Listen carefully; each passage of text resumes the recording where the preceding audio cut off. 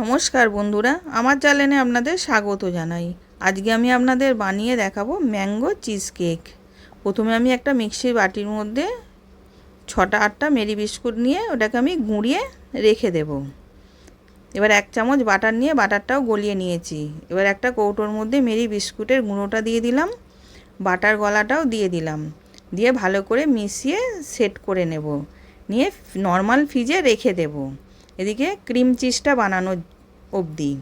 এবার ছানা দিলাম, 1 চামচ চিনি দিলাম, 2 চামচ ফ্রেশ ক্রিম দিলাম, দিয়ে ওটাকে পেস্ট করে নিয়েছি। আম কুচিয়ে রেখেছিলাম, ওই আম কুচোনোর মধ্যে পেস্টটা দিয়ে দিলাম, ক্রিম চিজের পেস্টটা দিয়ে দিলাম, দিয়ে ওটা ভালো করে মিশিয়ে নেব।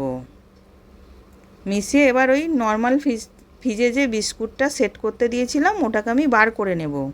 এবার বার করে নিয়েছি, বার করে এবার আমি ক্রিম চিজটা দিয়ে দিচ্ছি ওপর দিয়ে, দিয়ে ওটাও আমি নর্মাল ফ্রিজে রেখে দেব আমটা পেস্ট করা অবধি।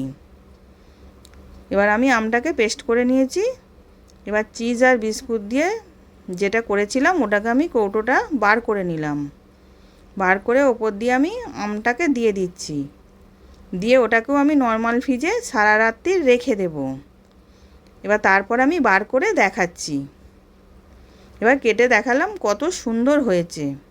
আশা করছি ভিডিওটা ভালো লেগেছে। আমি হাজির হব আর এক নতুন রেসিপির সাথে।